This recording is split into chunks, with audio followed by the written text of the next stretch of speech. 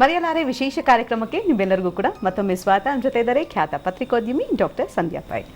ಇನ್ನು ತರಂಗದಲ್ಲಿ ಬರೀಲಿಕ್ಕೆ ಶುರು ಮಾಡಿದ್ರಿ. ನೀವು ಹೇಗೆ ಮಾತಾಡ್ತಿರೋ ಹಾಗೆಯೇ ಬರ್ದಿರ್ತೀರ. ಸಂಪಾದಕೀಯ ನೋಡಿದ್ರೆ ತುಂಬ ಸರಳವಾಗಿರುತ್ತೆ, ಸುಂದರವಾಗಿರುತ್ತೆ. ಒಂದು ಆಧ್ಯಾತ್ಮದ ನೆಲೆಗಟ್ಟಿನಲ್ಲಿ ವಿಚಾರವನ್ನು ಹೇಳ್ತಾ ಅದರಲ್ಲೊಂದು ನೀತಿ ಪಾಠ ಇರುತ್ತೆ ಅಂತ. ಸೊ ನಿಮಗೆ ನೀವು ರೂಢಿಸ್ಕೊಂಡಂಥದ್ದು ಅಂದರೆ ಆರಂಭದಲ್ಲಿ ಬರೆಯುವಾಗ ಹೀಗೇ ಬರಿಬೇಕು ಅಂತ ನಿರ್ಧಾರ ಮಾಡಿದ್ರೆ ಹೇಗೆ?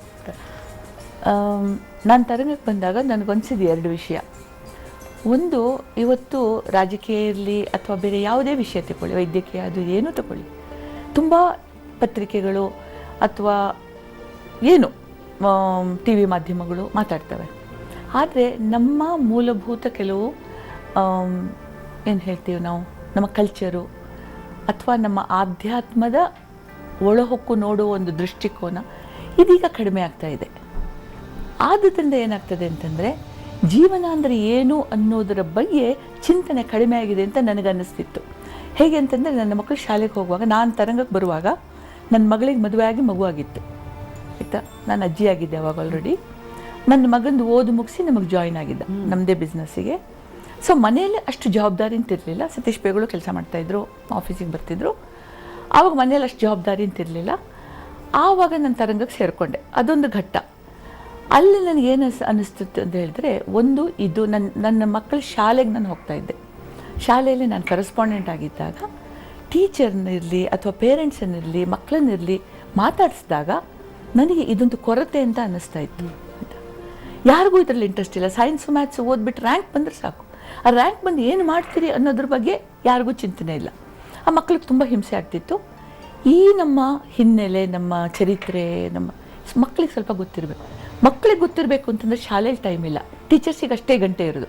ಆದರೆ ತಾಯಂದಿರಿಗೆ ಟೈಮ್ ಇದೆ. ಸೊ ನಾನು ಅಲ್ಲೊಂದು ಮದರ್ಸ್ ಕ್ಲಬ್ ಅಂತ ಸ್ಟಾರ್ಟ್ ಮಾಡಿದೆ. ಅಲ್ಲಿ ಆ ತಾಯಂದ್ರ ಜೊತೆಗೆ ನಾನು ಸ್ಪೆಂಡ್ ಮಾಡ್ತಿದ್ದೆ. ಹೀಗೆ ಅಂತ ಹೇಳ್ಕೊಂಡು ತುಂಬ ಜನರಿಗೆ ಇಂಟ್ರೆಸ್ಟ್ ಬಂತು. ತರಂಗಕ್ಕೆ ಸೇರಿಕೊಂಡಾಗ ನಂಗೆ ಅನಿಸಿತ್ತು, ಈ ತಾಯಂದಿರಿಗೆ ಸಿಕ್ಕಿದ್ದು ಎಲ್ಲ ತಾಯಂದಿರಿಗೆ ಯಾಕೆ ಸಿಗಬಾರ್ದು? ಯಾಕೆಂದರೆ ಹೆಚ್ಚಾಗಿ ಮ್ಯಾಗ್ಝಿನ್ ಓದೋರು ಹೆಂಗಸರು ಅನ್ನೋ ಒಂದು ಮಾತಿತ್ತು. ನಿಜವಾಗ್ಲೂ ಹಾಗಲ್ಲ ಅಂತ ಮತ್ತೆ ಗೊತ್ತಾಯಿತು. ಸೊ ಯಾಕೆ ಮಾಡಬಾರ್ದು ಅಂತ. ಸೊ ಆಧ್ಯಾತ್ಮ ಅಂದರೆ ಏನು? ಖಾಲಿ ನೀವು ಹೀಗೆ ಮಾಡು ಹಾಗೆ ಮಾಡು ಅಂತ ಹೇಳಿದರೆ ಅದಕ್ಕೆ ಮನಸ್ಸಿಗೆ ಹೋಗಲ್ಲ. ಪ್ರತಿಯೊಬ್ಬರಲ್ಲೂ ಒಂದು ಸಣ್ಣ ಮಗು ಇದೆ. ಎಷ್ಟೇ ಮುದುಕರಿರಲಿ ಅವ್ರ ಮನೆ ಒಂದು ಮಗು ಇದೆ. ಕಥೆ ಅಂದರೆ ಎಲ್ಲರಿಗೂ ಒಂದು ಕಿವಿ ನೆಟ್ಟಗಾಗುತ್ತೆ. ಸೊ ಕಥೆ ಮೂಲಕ ಹೇಳಬೇಕಾದ ಸಂತೋಷವನ್ನು, ಇದು ಪಂಚತಂತ್ರದ ಒಂದು ಥಿಯರಿ ಮಾಡಿದರೆ ಏನು ಅಂತ ಹೇಳಿ, ಅದಕ್ಕೆ ಸರಿಯಾಗಿ ನನ್ನ ಮಕ್ಕಳು ಚಿಕ್ಕವರಿರುವಾಗ ನಾನು ಪ್ರತಿದಿನ ರಾತ್ರಿ ಅವ್ರು ಊಟ ಮಾಡಿಸೋದಿತ್ತು. ಕೈ ತುತ್ತು ಹಾಕೋದು ಅಥವಾ ಬಾಯಿಗೆ ಹಾಕಿ ಊಟ ಮಾಡಿಸೋದು. ಆವಾಗ ಒಂದು ಕಥೆ ಹೇಳೋದು. ಆ ಕಥೆದು ಏನು ನೀತಿ ಅಂತ ಅವ್ರು ಊಟ ಮುಗಿಯೋಷ್ಟರಲ್ಲಿ ನನಗೆ ಹೇಳಬೇಕು. ಇದು ಒಂದು ನಮ್ಮಲ್ಲಿ ಪದ್ಧತಿ ಇತ್ತು. ಇವತ್ತು ನನ್ನ ಮಗಳಿಗೆ 100 ಕಥೆ ಗೊತ್ತಿದೆ.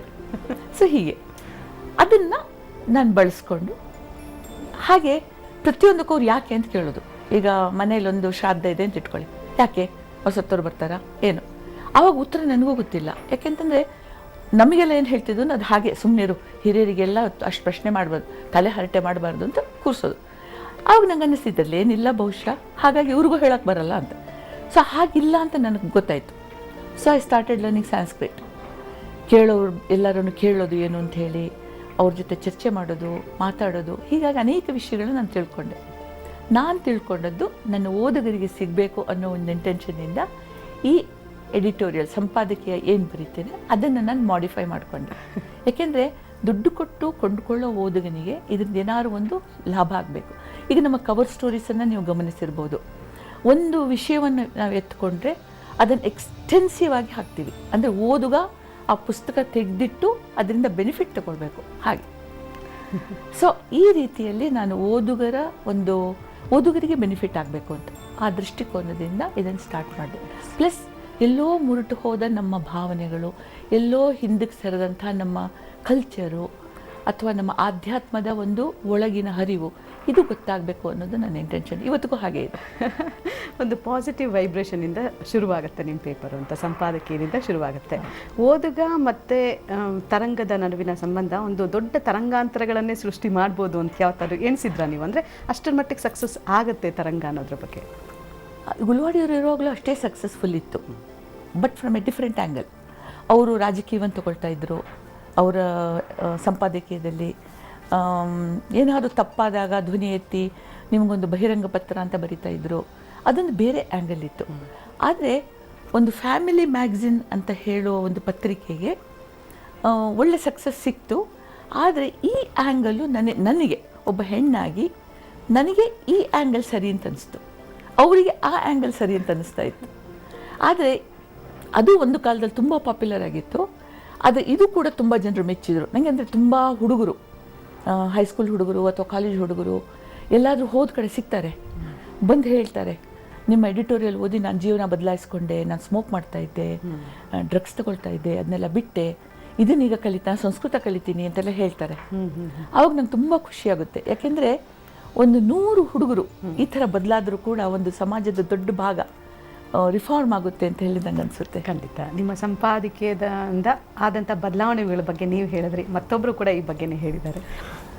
ಅವರು ಒಂದು ಘಟನೆ ಅಥವಾ ಕಥೆಯ ಮೂಲಕ ಒಬ್ಬ ಓದುಗನನ್ನು ಎಷ್ಟು ಸುಂದರವಾಗಿ, ಎಷ್ಟು ಸರಳವಾಗಿ, ಎಷ್ಟು ಅವರದ್ದೇ ಆದ ಒಂದು ಸೊಗಸಾದ ಭಾಷೆಯಲ್ಲಿ ಮುಟ್ತಾರೆ ಅಂದರೆ ಆ ಲೇಖನವನ್ನು ಓದಿದ ಪ್ರತಿಯೊಬ್ಬ ಓದುಗನಲ್ಲೂ ಒಂದು ಪರಿವರ್ತನೆ ಮಾಡಲಿಕ್ಕೆ ಸಾಧ್ಯ ಅನ್ನೋದು ನಮಗೆ ಎಷ್ಟೋ ಸಲ ಗಮನಕ್ಕೆ ಬಂದಿದೆ. ಯಾಕಂದರೆ ಓದುಗರೇ ನಮಗೆ ಪತ್ರ ಬರೀತಾರೆ, ನಾನು ನಿಮ್ಮ ಪ್ರಿಯ ಓದುಗರೇ ಅಂಕಣವನ್ನು ಓದಿ ನನ್ನ ಬದುಕನ್ನೇ ಬದಲಿಸಿಕೊಂಡೆ, ನನ್ನ ಬದುಕನ್ನು ಕಟ್ಟಿಕೊಂಡೆ ಅಂತ ಹೇಳುವವರಿದ್ದಾರೆ. ಎಷ್ಟೋ ಜನ ಒಡೆದ ಸಂಸಾರಗಳು ಅವರ ಆ ಸಂಪಾದಕೀಯವನ್ನು ಓದಿ ಒಂದಾದ ಪ್ರಸಂಗಗಳು ಇದ್ದಾವೆ. ಹಾಗೆ ಜೀವನದಲ್ಲಿ ಜಿಗುಪ್ಸೆಗೊಂಡು ಎಷ್ಟೋ ಜನ ಮನೆ ಬಿಟ್ಟು ಹೋಗಬೇಕು ಅಂತ ಹೇಳುವವರು ಕೂಡ ಆ ಸಂಪಾದಕೀಯ ಲೇಖನದ ಪ್ರಭಾವದಿಂದಾಗಿ ಮತ್ತೆ ಒಂದು ಟ್ರ್ಯಾಕಿಗೆ ಬಂದು ನಿಂತಂತ ಒಂದು ನಿದರ್ಶನಗಳು ಬಹಳಷ್ಟು ಸಿಕ್ಕಿವೆ. ನಿಮಗೆ ಸಾಕಷ್ಟು ಪತ್ರಗಳನ್ನ ಬರಿತಾ ಇರ್ತಾರೆ, ಕಂಡಾಗ ಕೂಡ ಹೇಳ್ತಿರ್ತಾರೆ ಅನ್ಸುತ್ತೆ. ಬಹುಶಃ ನೀವು ಫೋಕಸ್ ಮಾಡದೇ ಹೆಚ್ಚಾಗಿ ಯುವ ಜನತೆ ಮೇಲೆ, ಹಾಗೆಯೇ ಮಕ್ಕಳ ಬಗ್ಗೆ ತುಂಬ ಕಾಳಜಿ ಇರುತ್ತೆ ನಿಮ್ಮ ತರಂಗದಲ್ಲಿ. ಹೌದು, ಯಾಕೆಂತಂದರೆ ನಮ್ಮ ಭವಿಷ್ಯನೇ ಅವರು. ಇವತ್ತು ಭಾರತ ತುಂಬ ಯಂಗ್ ದೇಶ, ಇಡೀ ವಿಶ್ವದಲ್ಲಿ it is the youngest country. ನಮ್ಮ 65% ಪಾಪ್ಯುಲೇಷನ್ನು ಬಿಲೋ 35. ಅಂದರೆ ನಮಗೆ ದೊಡ್ಡ ಭವಿಷ್ಯ ಇದೆ. ಹಾಗಾಗಿ ಎಲ್ಲಿ ರಿಫಾರ್ಮ್ ಆಗಬೇಕು ಅಂತಂದರೆ ಈ ಜನರೇಷನ್ ರಿಫಾರ್ಮ್ ಆಗಬೇಕು. ಹಾಗಾಗಿ ಮಕ್ಕಳಿಗೋಸ್ಕರನೇ ಅನೇಕ ಕಥೆಗಳನ್ನ ಬರೆದಿದ್ದಾರೆ, ಜಾಣರ ಕಥೆಗಳು, ಬುದ್ಧಿವಂತರ ಕಥೆಗಳು, ರಷ್ಯನ್ ಕಥೆಗಳು. ಸೊ ಹೀಗೆ ಡಾಕ್ಟರ್ ಸಂಧ್ಯಾ ಪೈ ಅವರು ಸಂಧ್ಯಾ ಮಾಮಿ ಆಗಿದ್ದು ಹೇಗೆ ಅಂತ ಒಬ್ಬರು ಮಾತಾಡಿದ್ದಾರೆ, ಹೇಳಿದ್ದಾರೆ. ಡಾಕ್ಟರ್ ಸಂಧ್ಯಾ ಪೈ ಅವರು ಸಂಧ್ಯಾ ಮಾಮಿ ಆಗಿರೋ ಒಂದು ಸಣ್ಣ ಹಿನ್ನೆಲೆ ಇದೆ. ಏನು ಅಂದರೆ, ಸಂಧ್ಯಾ ಮೇಡಮ್ ಅವರ ಮೊಮ್ಮಕ್ಕಳು 2 ಜನ ಯಾವತ್ತು ರಾತ್ರಿ ಮಲಗುವಾಗ ಕತೆ ಹೇಳು ಅಂತ ಆಲ್ವೇಸ್ ಪೀಡಿಸ್ತಾ ಇದ್ರು ಅವ್ರಿಗೆ. ಮಕ್ಕಳಿಗೆ ಕತೆ ಅನ್ನೋದು ಭಾಳ ಒಂಥರ ಆತ್ಮೀಯವಾದಂತಹ ಒಂದು ಅತ್ಯಂತ ಸಂತೋಷ ತರುವಂಥ ಒಂದು ಸಂದರ್ಭ ಅದು. ಅದನ್ನು ಸಂಧ್ಯಾ ಮೇಡಮ್ ಅವರು ಎಷ್ಟು ಕತೆ ಹೇಳಿದ್ರು ಒಂದು ಹಂತದಲ್ಲಿ ಕತೆಗಳೆಲ್ಲ ಅವ್ರ ಕತೆಯ ಬುಟ್ಟಿಯಲ್ಲಿ ಖಾಲಿ ಆಗಿಬಿಡ್ತಾ ಇತ್ತು. ಸೊ ಹಾಗಾಗಿ ಏನಂದರೆ, ಸಂಧ್ಯಾ ಮೇಡಮ್ ಸಾಮಾನ್ಯವಾಗಿ ಜಗತ್ತಿನ ಎಲ್ಲ ಕಡೆ ಓಡಾಡ್ತಿರ್ತಾರೆ, ಬೇರೆ ಬೇರೆ ದೇಶಗಳಿಗೆ ಹೋಗ್ತಾರೆ. ಅಂದರೆ ಅಮೆರಿಕಾ, ಸಿಂಗಾಪುರ್ ಅಂತ ಇಂಥರ ದೇಶಗಳಷ್ಟೇ ಅಲ್ಲ, ಯಾರು ರಿಯೋ ಡಿಜೈನೆರೋ ಅಥವಾ ಚೈನಾಕ್ಕೆ ಹೋದ್ರೆ ಅಲ್ಲಿ ಯಾವುದೋ ಒಂದು ಸಣ್ಣ ಹಳ್ಳಿಗೆ ಹೋಗ್ತಾರೆ, ಅಲ್ಲಿನ ಕತೆಗಳನ್ನು ಕೇಳ್ಕೊತಾರೆ, ಅಲ್ಲಿನ ಜನರ ಜೊತೆಗೆ ಅವರ ಜೀವನ, ಅವರ ಕಷ್ಟ ಸುಖಗಳನ್ನು ಅರ್ಥ ಮಾಡ್ಕೊಂಡು ಒಂಥರ ಭಾವನಾತ್ಮಕವಾಗಿ ಆ ದೇಶಗಳ ಜೊತೆಗೆ ಸ್ಪಂದಿಸ್ತಾರೆ. ಅಲ್ಲಿ ಹೋದಾಗ ಅಲ್ಲಿನ ಕತೆಗಳನ್ನೆಲ್ಲ ತಗೊಂಡ್ಬಂದು ತಮ್ಮ ಮೊಮ್ಮಕ್ಕಳಿಗೆ ಹೇಳ್ತಿದ್ರು. ಆಮೇಲೆ ಒಂದ್ಸತಿಗೆ ಅವ್ರು ಅನ್ನಿಸ್ತು, ಈ ಕತೆ ನನ್ನ ಮೊಮ್ಮಕ್ಕಳಿಗೆ ಮಾತ್ರ ಯಾಕೆ ಹೇಳೋದು, ಉಳಿದವ್ರಿಗೆ ಯಾಕೆ ಹೇಳಬಾರ್ದು, ಉಳಿದ ಮಕ್ಕಳುಗಳಿಗೂ ಇದು ಉಪಯೋಗ ಆಗಲಿ ಅನ್ನೋ ಕಾರಣಕ್ಕಾಗಿ ಅವರು ಮಕ್ಕಳ ಹೆಸರಿನಲ್ಲಿ ಕತೆ ಬರೆಯೋಕ್ಕೆ ಸ್ಟಾರ್ಟ್ ಮಾಡಿದ್ರು. ಆವಾಗ ಅವರು ಸಂಧ್ಯಾ ಮೇಡಮ್ ಅನ್ನೋ ಬದಲಿಗೆ ಸಂಧ್ಯಾ ಮಾಮಿ ಅಂತ ಕೊಟ್ಟು ಅವರೆಲ್ಲ ಮಕ್ಕಳಿಗೆ ಮಾಮಿ ಆದರು ಅವರು. ಸೊ ಅವರು ನನ್ನ ಪ್ರಕಾರ ಅವರು ಸಾವಿರಾರು ಮಕ್ಕಳ ಕತೆಗಳನ್ನು ಬರೆದಿದ್ದಾರೆ. ಅದು ಬೇರೆ ಬೇರೆ ದೇಶದ ಎಷ್ಟು ಜಾನಪದ ಕತೆಗಳು, ಧಾರ್ಮಿಕ ಕತೆಗಳು, ಅಲ್ಲಿನ ನೀತಿ ಕತೆಗಳನ್ನೆಲ್ಲ ಕನ್ನಡಕ್ಕೆ ತಗೊಂಬಂದಿದ್ದಾರೆ. ಎಷ್ಟೊಂದು ಪುಸ್ತಕಗಳು ಕೂಡ ಬಂದಿದೆ. ಆಮೇಲೆ ಅಷ್ಟೇ ಅಲ್ಲ, ಅವರು ಈ ಕತೆಗಳನ್ನು ಆವಾಗ ಅಲ್ಲಿನ ಮಣಿಪಾಲದಲ್ಲಿರುವ ಸ್ಕೂಲ್ಗಳಿಗೆ ಹೋಗಿ ಮಕ್ಕಳಿಗೆ ಅವ್ರು ತಾವೇ ಸ್ವತಃ ಕತೆ ಹೇಳುವಂಥ ಉದಾಹರಣೆಗಳು ಬೇಕಾದಷ್ಟಿದೆ. ವಂಡರ್ಫುಲ್. ಇಷ್ಟು ಬಿಡುವಿಲ್ಲದ ಸಮಯದಲ್ಲಿ ಈಗಲೂ ಸಮಯ ಮಾಡಿಕೊಂಡು ಮಕ್ಕಳ ಕಥೆಗಳನ್ನ ಹೇಳೋದಕ್ಕೆ ಸ್ಕೂಲ್ಗಳಿಗೆ ಹೋಗ್ತಿರಂತೆ. ನಂಗೆ ತುಂಬ ಇಷ್ಟ ಮಕ್ಕಳ ಜೊತೆ ಟೈಮ್ ಸ್ಪೆಂಡ್ ಮಾಡೋದಂದರೆ ಭಾಳ ಇಷ್ಟ. ತರಂಗದ ಬಗ್ಗೆ ಮಾತಾಡಬೇಕು ಅಂತಂದರೆ, ಇದು ಒಂದು ಕುಟುಂಬಕ್ಕೆ, ಅಂದರೆ ಹೆಣ್ಣು ಅನ್ನೋದಕ್ಕಿಂತ ಒಂದು ಕುಟುಂಬಕ್ಕೆ ಏನು ಬೇಕೋ ಎಲ್ಲ ವಿಚಾರಗಳು ಅದರಲ್ಲಿರುತ್ತೆ. ಸೊ ಹೇಗೆ ಪ್ಲ್ಯಾನ್ ಮಾಡ್ತೀರಾ ಅಂತ? ನಾವು ಪ್ರತಿ ವಾರ ಪ್ಲ್ಯಾನ್ ಮಾಡಲ್ಲ, ವರ್ಷಕ್ಕೊಂದ್ಸಲ ಪ್ಲ್ಯಾನ್ ಮಾಡ್ತೀವಿ. ಅಂದರೆ ಈ ವರ್ಷದ ನವಂಬರಲ್ಲಿ ಬರುವ ವರ್ಷದ 2015 ಕಂಪ್ಲೀಟ್ 52 ಇಶ್ಯೂಗಳನ್ನು ಟೆಂಟೇಟಿವ್ಲಿ ಅಂತ ಹೇಳ್ಬೋದು. ಯಾಕಂದರೆ ಮಧ್ಯದಲ್ಲಿ ಏನೋ ಒಂದು ಪೊಲಿಟಿಕಲ್ ಆಗ್ಬೋದು, ಏನೋ ಒಂದು ಘಟನೆ ನಡೀಬೋದು, ಅದನ್ನು ನಾವು ಆ್ಯಡ್ ಮಾಡೋದು ಬಿಡಿ. ಆದರೆ 52 ಇಶ್ಯೂಗಳನ್ನು ನಾವು ಹೀಗೆ ಬರಬೇಕು ಅಂತ ಒಂದು ಕಲ್ಪನೆ ಇರುತ್ತೆ ನಮಗೆ. ಈ ವರ್ಷ ಚೌತಿಗೆ ಏನು ಹಾಕಬೇಕು, ಓಕೆ ಲಾಸ್ಟ್ ಇಯರ್ ಏನು ಹಾಕಿದ್ವಿ, ಇಯರ್ ಬಿಫೋರ್ ಲಾಸ್ಟ್ ಏನು ಹಾಕಿದ್ವಿ, ಅದು ಮತ್ತೆ ರಿಪೀಟ್ ಆಗಬಾರ್ದು, ಆದರೆ ಅದೇ ಥರದ್ದು ಬರಬಾರ್ದು, ಏನೋ ಒಂದು ಬೇರೆ. ಇದನ್ನು ಹೀಗೆ ಯೋಚಿಸಿ ಅದನ್ನು ಯಾರು ಬರಿಬೇಕು, ಯಾವ ಆಥರಿಗೆ ಅದನ್ನು ಬರೀಲಿಕ್ಕೆ ಕೊಡಬೇಕು ಅನ್ನೋದನ್ನು ನಾವು ಮೊದಲೇ ಯೋಚಿಸಿ ಆ ಸ್ಲಾಟ್ ಮಾಡಿ ಆ ಸ್ಲಾಟಲ್ಲಿ ಹಾಕಿಡ್ತೀವಿ.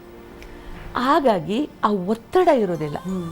ಆಮೇಲೆ ನನಗೆ ಸುಲಭ, ಈ ಇಶ್ಯೂ ಬರುತ್ತಾದರೆ ಇದಕ್ಕೇನು ಎಡಿಟೋರಿಯಲ್ ಬರಿಬೋದು ನಾನು ಅನ್ನೋದು ನನ್ನ ತಲೆಯಲ್ಲಿ ಓಡಾಡ್ತಾ ಇರುತ್ತೆ. ಎಲ್ಲೋ ಏನೋ ಸಿಗುತ್ತೆ, ಆವಾಗ ನಾನು ಬರೆದು ಅದಕ್ಕೆ ಆ ಡೇಟ್ ಹಾಕಿಟ್ಬಿಡ್ತೀನಿ. ಹಾಗೆ ಒಂದು ವರ್ಷದ ಪ್ಲಾನಿಂಗ್ ಆಗೋಗಿ ಒಂದು ವರ್ಷದ ಪ್ಲಾನಿಂಗ್. ನಾನು ಹೇಳಿದೆ ಅಲ್ಲ, ಪ್ಲ್ಯಾನಿಂಗು ಟೈಮ್ ಮ್ಯಾನೇಜ್ಮೆಂಟು ಇಲ್ದಿದ್ರೆ ತುಂಬ ಕಷ್ಟ ಆಗುತ್ತೆ, ನನಗೆ ಓಡಾಡೋಕ್ಕೆಲ್ಲ ಆಗಲ್ಲ. Excellent madam. ಮತ್ತಷ್ಟು ನಿಮ್ಮ ಜೊತೆ ನಾನು ಚರ್ಚೆ ಮುಂದುವರಿಸ್ತೀನಿ. ಈಗ ಚಿಕ್ಕದೊಂದು ಬ್ರೇಕ್.